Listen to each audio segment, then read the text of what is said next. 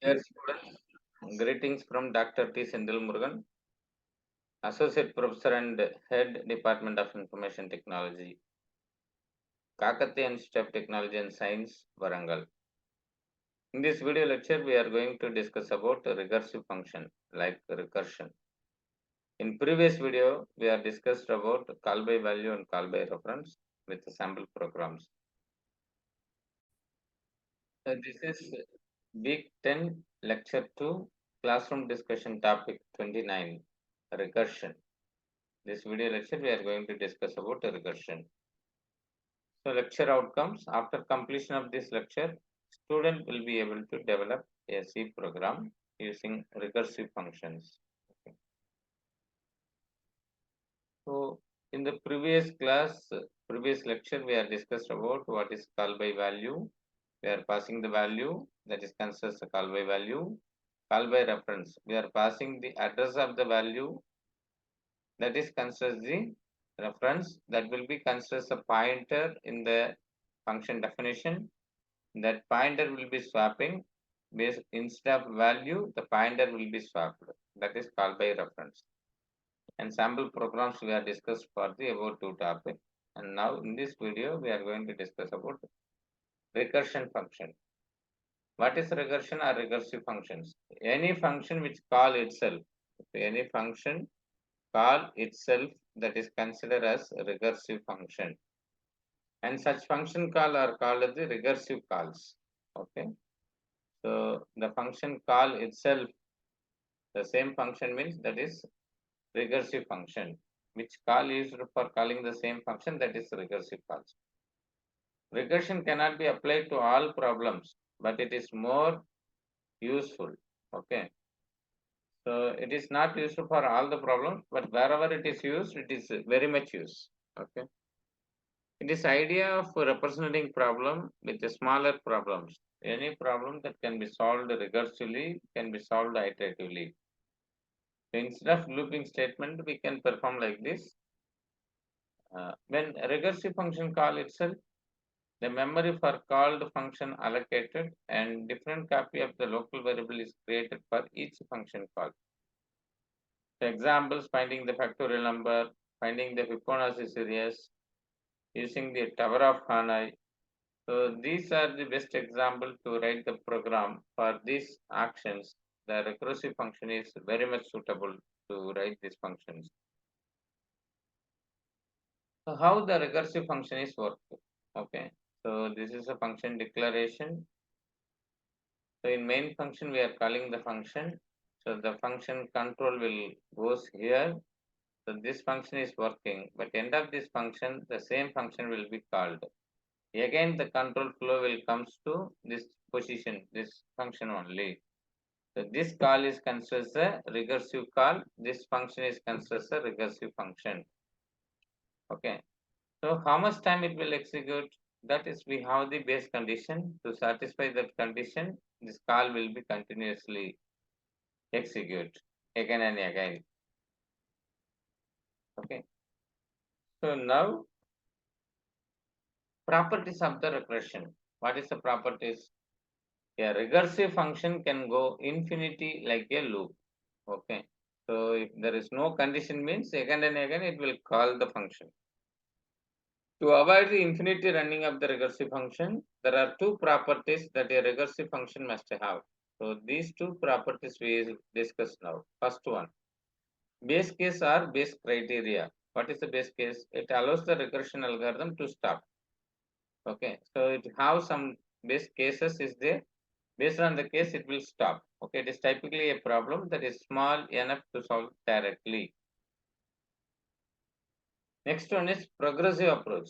Progressive approach means a regressive algorithm must change its state in such a way that it move forward to the base case. Okay. For example, it will execute call by call, then there is a break statement or continuous statement we can use.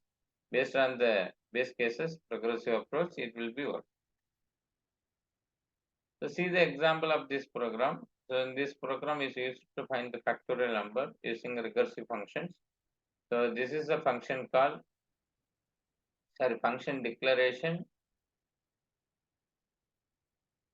In this function declaration itself, we know that it is passing one return values. It have one argument. So function with argument with return type, it is mentioned in the function declaration. Then the main function will get the number to find the factorial number. The same number will be passed to this function. So this is the function call. After function call, it will return some value. That value will be stored in F. So this is function call with arguments. Okay. So this function is passed to there. Then immediately the control will be shifted here. It will check n value is 0 or not. If n value is 0 means it will return the one value. So f equal to 1.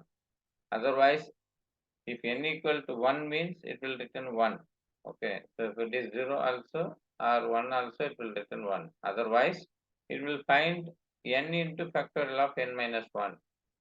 So if you are given the 5 value means the n value is 5 into factorial of n minus 1. Okay, so factorial of n minus 1 is 4.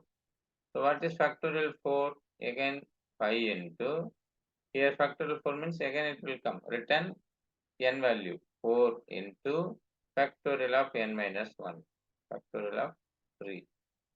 Okay, so 5 into 4 into factorial of 3 means 3 into factorial of n minus 1. Okay, so 3 minus 1, 2.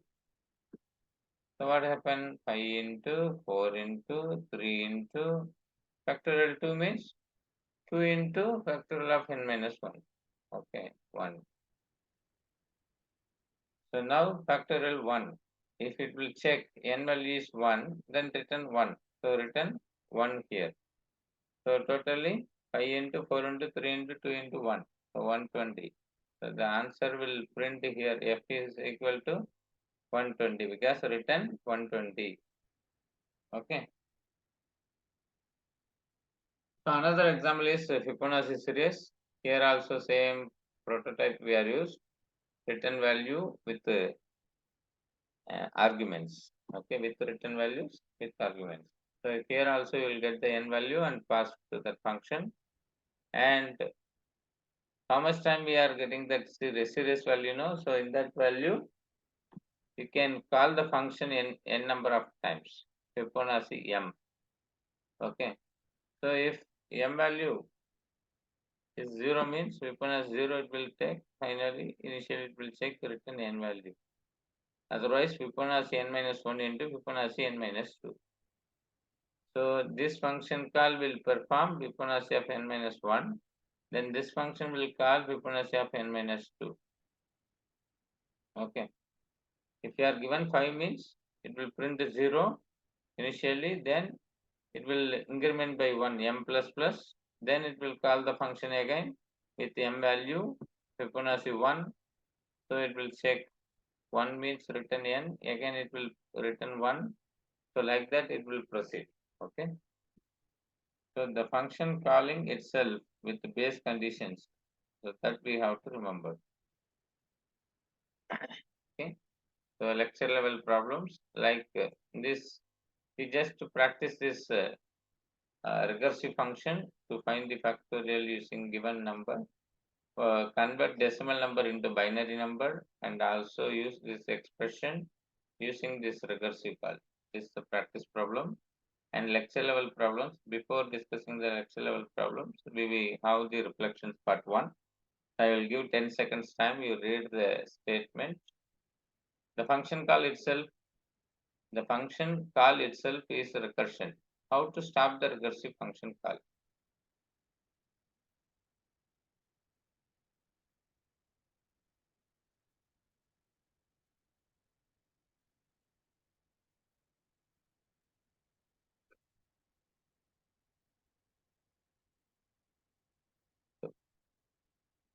Already we have two conditions, base conditions as well as progressive conditions that already we have discussed in the previous slides.